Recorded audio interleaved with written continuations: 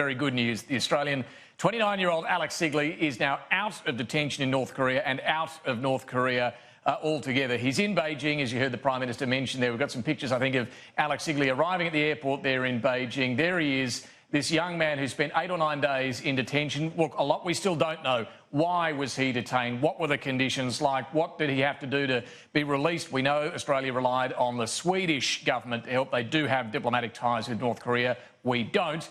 It's been an international effort for that regard. You hear a lot of praise for Sweden because of that. But he's out. That's the main thing. He's in Beijing. He will be going to Tokyo to meet up with his wife, who's in Japan. But I think we have a little comment from Alek Sigley along the way there.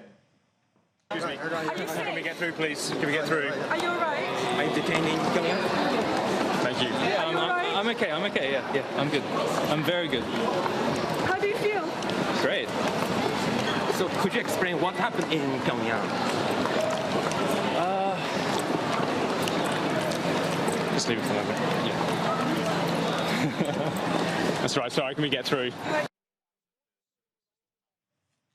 Yeah, the initial comments there, Tom, you can only imagine the relief he must be feeling at this point to be out of North Korea. Look, it's a country he's obviously been quite fond of for many years, as we've discussed over the last week or so. He's been there studying. He's studied North Korea for a long time, but now living there and studying a master's and doing tours and whatnot. So you can only imagine what his emotion and attitude towards the country must be now. Could have obviously ended so much worse, and at the very least, you know, we were expecting this to drag on for weeks or months. This is pretty swift. What often happens with North Korea. So a fantastic result. It will be fascinating to see what happened because, as we heard from our own reporter Trudy McIntosh, who did a tour with him over in North Korea, he seemed to be a real aficionado of North Korea's. So it will be fascinating to hear that story, but for now it's just good news, basically. Yeah, it is, and you're right to point out the speed with which this has happened. I mean, normally when we talk about consular cases of Australians caught up in trouble overseas, they can drag on and on and on. In China in particular, they can go on for months and months, if not years.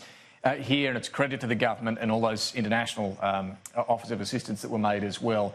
This has happened so quickly, particularly in relation to North Korea. We'll have more on this, of course, throughout the afternoon for you, but the breaking news there, and it's very good news today, in relation to that young Australian man.